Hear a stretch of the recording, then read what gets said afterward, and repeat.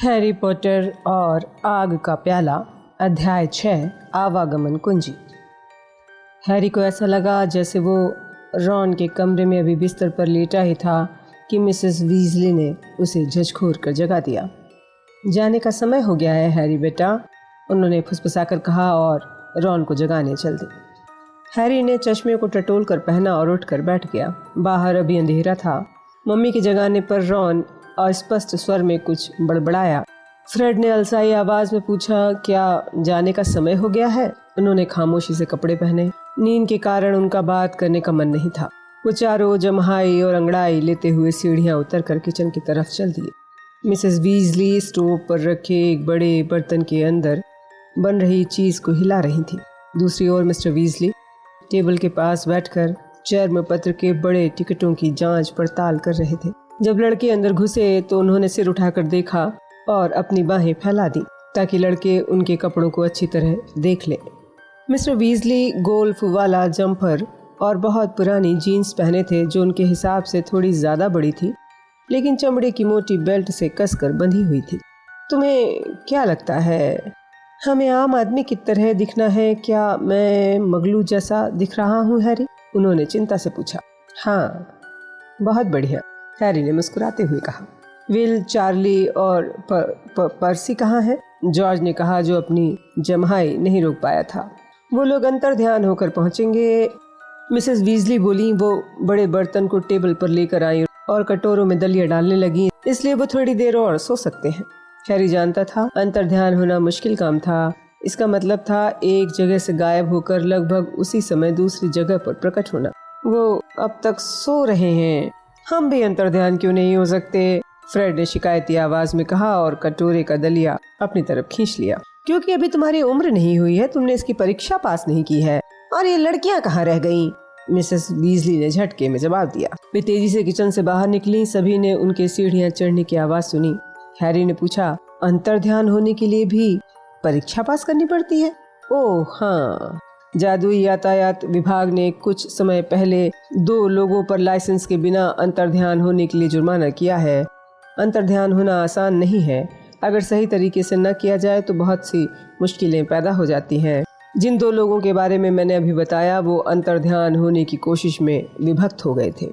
Harry को छोड़कर table पर बाकी सभी लोगों के मुंह से आह निकल गई। हैरी ने कहा, विभक्त हो गए थे? उनका आधा शरीर पीछे छूट गया था। जाहिर है वो फंसे रह गए थे, इधर उधर नहीं हिल सकते थे। मुसीबत से बाहर निकालने के बाद उन्हें दुर्घटना जादू बचाव दल के आने का इंतजार करना पड़ा। बहुत सी कागजी कार्यवाही करनी पड़ी। जिन मगलुओं ने उनके शरीर के हिस्सों को देखा था, उनकी याददाश्त मिटानी पड़ी। हैरी के मन में अचानक ये तस्वीर उभरी कि प्रिविट ड्राइव के फुटपाथ पर किसी के सिर्फ 2 पैर और 1 आंख दिख रही हो। उसने हैरानी से पूछा, वे ठीक तो हो गए? ओह हाँ, लेकिन उन पर बहुत जुर्माना हुआ है। मुझे नहीं लगता इस काम को वो दोबारा जल्दी करने की कोशिश करेंगे। उनका ध्यान होने में बहुत झंझट है। बहुत से वयस्क जादूगर इस झंझट में नहीं फंसते। वो झाड़ुओं को पसंद करते हैं, धीमी परंतु ज्यादा सुरक्षित। लेकिन बिल, चार्ली और पर्सी तो ये काम कर सकते हैं, फ्रेड ने मुस्कुरा कर कहा। चार्ली को 2 बार परीक्षा देनी पड़ी थी। पहली बार तो फेल हो गया था। वो जहाँ जाना चाहता था वहाँ से 5 मील दक्षिण में शॉपिंग करने वाली एक बूढ़ी औरत के सिर पर उतरा था, याद है ना? ठीक है, दूसरी बार तो पास हो गया। मिसेस वीजली किचन में आते हुए ये कह रही थी जब सभी लोग खुलकर हंस रहे थे। पर्सी अभी 2 हफ्ते पहले ही पास हुआ है। तब से वो हर सुबह अंतर्ध्यान होकर ही सीढ़ियां उतरता है। दरअसल पर्सी सिर्फ ये साबित करना चाहता है कि वो ये काम कर सकता है, जॉर्ज ने कहा। गलियारे में कदमों की आहट सुनाई पड़ी। हरमाइनी और जिनी किचन में आ गई थी। दोनों का चेहरा नींद से भरा हुआ था। हमें इतनी जल्दी क्यों उठना पड़ा है? जिनी ने आंखें मलते हुए कहा। मिस्टर वीजली ने कहा, हमें थोड़ा पैदल चलना पड़ेगा। क्या हम पैदल चलकर जाएंगे जहाँ वर्ल्ड कप हो रहा है? हैरी ने पूछा। अरे नहीं, वो जगह तो मीलों दूर है। हमें सिर्फ थोड़ी दूर पैदल चलना होगा। समस्या ये है कि इतने सारे जादूगर मगलुओं का ध्यान आकर्षित किए बिना एक साथ कैसे इकट्ठे हों। सामान्य स्थिति में भी हमें यात्रा करने के बारे में बहुत सतर्क रहना पड़ता है, और क्विडिच वर्ल्ड कप जैसे बड़े समारोह में तो। जॉर्ज! मिसेस वीजली चिल्लाई, जिसके कारण सब उछल पड़े। क्या? जॉर्ज ने मासूमियत से कहा, लेकिन किसी को उसकी मासूमियत पर यकीन नहीं हुआ। तुम्हारी जेब में क्या है? कुछ नहीं, मुझसे झूठ मत बोलो। मिसेस वीजली ने अपनी छड़ी जॉर्ज की जेब की तरफ घुमाकर कहा। समीपो। जॉर्ज की जेब से कई छोटी और चमकीली रंग बिरंगी चीजें बाहर निकली। उसने उन्हें पकड़ने की कोशिश की लेकिन चूक गया। ये सब चीजें मिसेस वीजली के हाथ में पहुंच गई। हमने तुमसे कहा था ना इन्हें नष्ट कर देना। मिसेस वीजली गुस्से से बोली। उनके हाथ में टनाटन टॉफियां थीं। हमने तुमसे कहा था ये चीजें दोबारा नहीं दिखनी चाहिए। चलो तुम दोनों अपनी जेबें खाली करो। बहुत अप्रिय दृश्य था। साफ दिख रहा था कि जुड़वा भाई ज्यादा से ज्यादा टॉफियां ले जा रहे थे और सिर्फ आवाहन मंत्र का प्रयोग करके ही मिसेस वीजली उन सबको खोजने में कामयाब हो पाई। समीपो समीपो समीपो, वो चिल्लाई और तत्काल टॉफियां हर अप्रत्याशित जगह से निकलकर बाहर आ गई। जब मिसेस वीजली ने टॉफियां फेंक दी तो फ्रेड चिल्लाकर बोला, इन्हें बनाने के लिए हमने 6 महीने तक मेहनत की थी। 6 महीने? कोई हैरानी की बात नहीं है कि तुम्हें इतने कम OWL मिले हैं। कुल मिलाकर जाते समय माहौल अच्छा नहीं था। शुभ यात्रा, मिसेस वीजली बोली।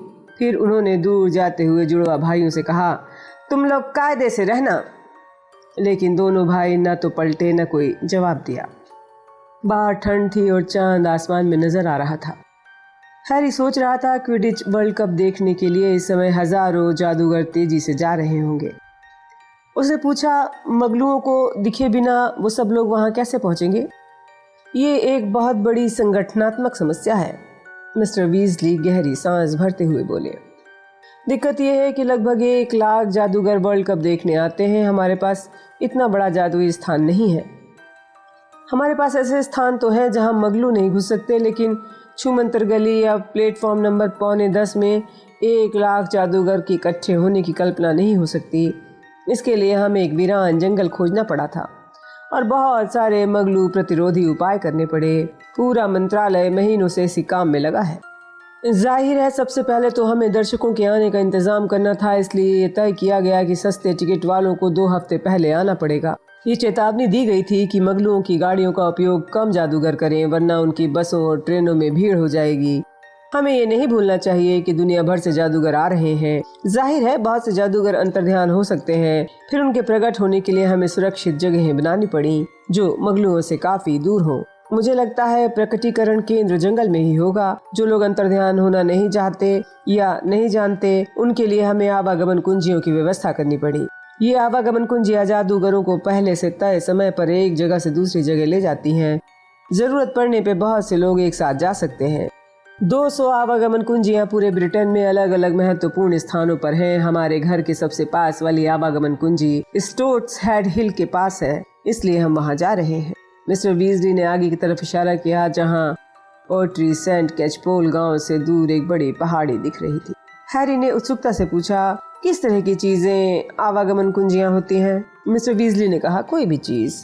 जाहिर है हम बेकार दिखने वाली चीजों को ही आवागमन कुंजी बनाते हैं ताकि मगलू उन्हें उठाकर उसके साथ खिलवाड़ न करें। वे अंधेरे में गांव की सड़क पर जा रहे थे। आसमान काले से नीला हो रहा था। हैरी के हाथ ठंड से जमे जा रहे थे।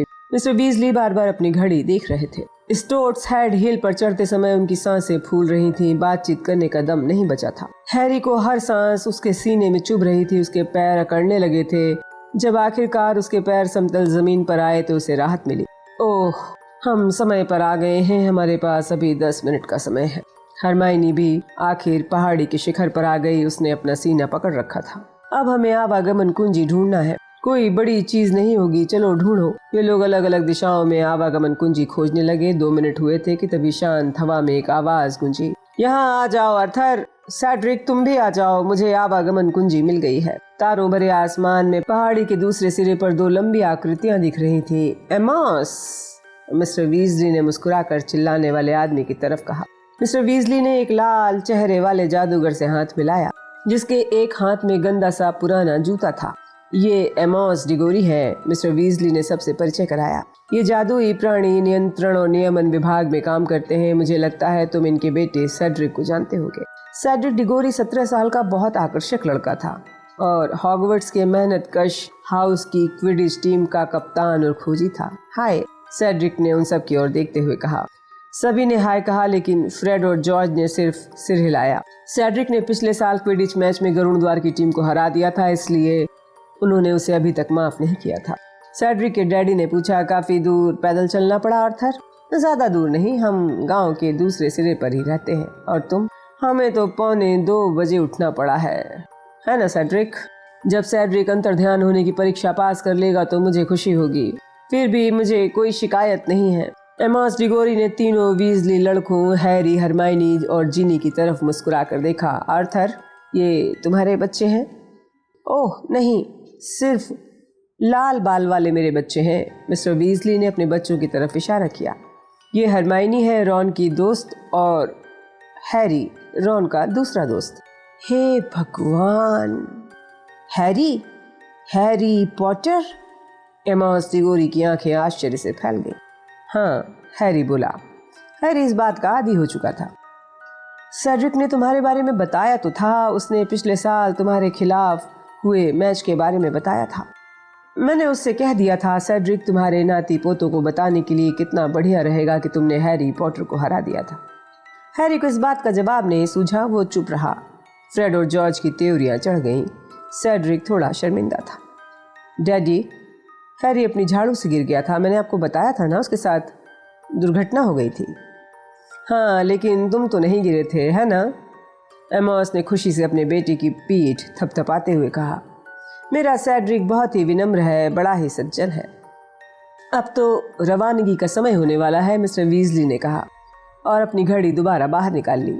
क्या कोई और आने वाला है एमॉस? नहीं, लवगुड परिवार तो 1 हफ्ते पहले ही पहुंच गया है और फॉसेट परिवार को टिकट नहीं मिले हैं। इस इलाके में तो कोई और है नहीं, है ना? हाँ, 1 मिनट बचा है। अच्छा है, हम तैयारी कर लें, मिस्टर वीजली बोले। उन्होंने हैरी और हरमाइनी को देखा। तुम्हें आवागमन कुंजी को छूना है, बस इतना काफी रहेगा। उन लोगों की कमर पर भारी सामान लदा था, इसलिए थोड़ी मुश्किल से 9 लोग उस जूते के पास इकट्ठे हो गए जिसे एमॉस डिगोरी ने पकड़ रखा था। पहाड़ी पर ठंडी हवा चल रही थी। सभी सकरा गोल घेरा बनाकर खड़े थे, सभी खामोशी से इंतजार कर रहे थे। हैरी के मन में अचानक विचार आया कि अगर इस समय कोई मगलू आ गया तो उसे कितना अजीब लगेगा। हल्के अंधेरे में 9 लोग, जिसमें 2 वयस्क भी शामिल हैं, एक गंदा पुराना जूता हाथ में पकड़कर इंतजार कर रहे हैं। 3, मिस्टर वीजली घड़ी देखते हुए बुदबुदाए। 2, 1, और ये तत्काल हो गया। हैरी को महसूस हुआ उसकी नाभि के पीछे एक हुक अचानक झटके से आगे की तरफ उड़ गया। उसके पैर जमीन से ऊपर हो गए। रॉन और हरमाइनी अपने आजू बाजू महसूस हो रहे थे क्योंकि उनके कंधे टकरा रहे थे। उसके पैर जमीन पर टकराए। रॉन के टकराने से हैरी गिर गया। आवागमन कुंजी उसके सिर के पास धम्म से जमीन पर गिर गई। हैरी ने ऊपर देखा। मिस्टर वीजली, मिस्टर डिगोरी और सेड्रिक अब भी खड़े हुए थे, हालांकि उनके बाल बिखर गए थे। बाकी सब जमीन पर गिर गए थे। एक आवाज आई, स्टोटस हेड हिल से 5:07 वाली आवागमन कुंजी आ चुकी है।